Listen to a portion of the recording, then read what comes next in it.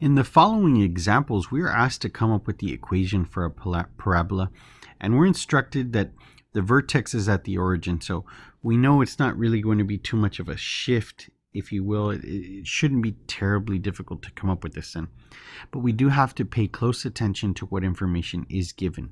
So on the first example, which I have listed here as number 7, they tell us that the focus is at the point 5, 0. So this is our p-value then. Okay, so we know that if the focus is p0, then we're looking at something like this. It's a parabola with a horizontal axis.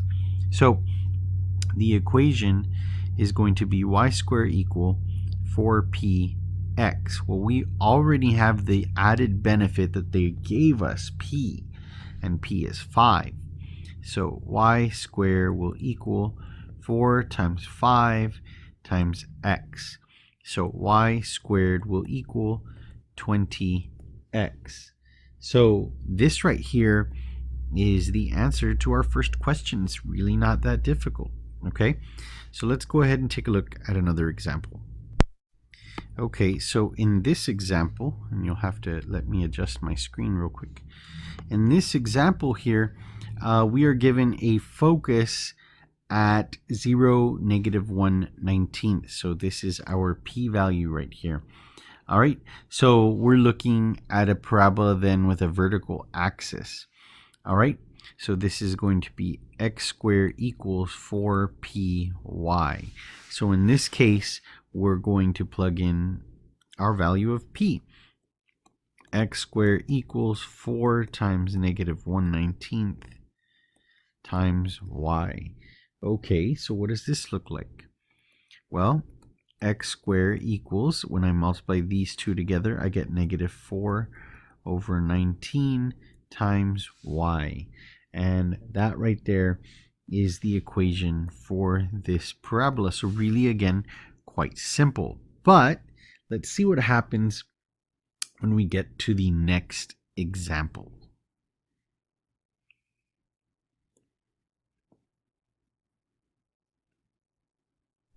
In this example, we're given just some basic information. Number 1, a point that goes through the parabola, and the fact that it opens to the left. So if it opens to the left, this tells me a couple of things. Number 1, it's got a horizontal axis, so I'm going to be looking at this set of information here, these kind of formulas, and that the p-value right here, because it opens to the left, p is going to be negative. Okay.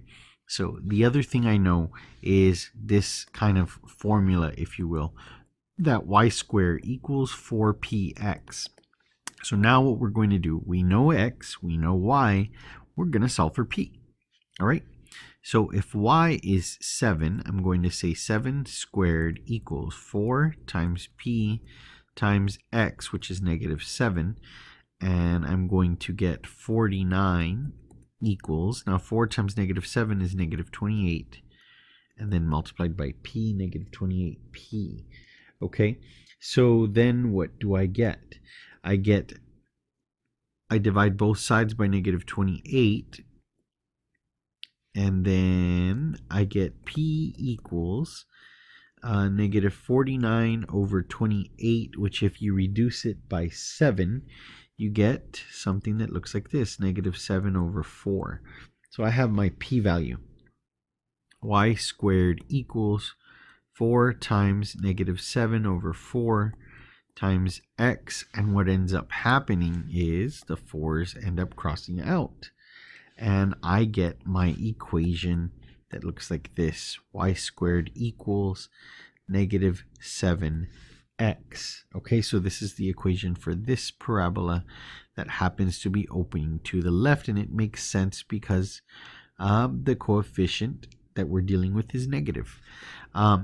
So let's go ahead and clear the board real quick, and we're going to take a look at one last example very similar to this. Okay, we have a parabola that goes through the point 5, -10, and it opens downward. So we know we're dealing with a vertical or vertically oriented parabola. It's just facing downward, but that's okay. But we know if it's facing downward, our p-value is going to be negative again. So we're going to use this fact that x squared equals 4py to help us solve for p. And we know x and we know y again. So we're going to say 5 squared equals 4p, and instead of y, we're going to write negative 10. And so I'm going to get 25 equals, and then when I multiply that, I'm going to get negative 40p. So then I'm going to divide both sides by 40, or negative 40 in this case.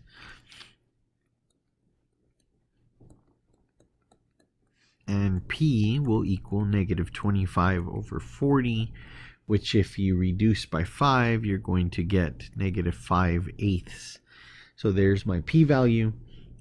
And now I plug it into the form, the equation for the parabola, which is x squared equals 4 times p, which is negative 5/8 y. And you're going to get something that can be reduced. The 4 and the negative 8, the 4 and the 8 become 1/2, right? So you end up with something that looks like this: x squared equal negative 5 over 2 y. And this right here is the equation for that very last parabola.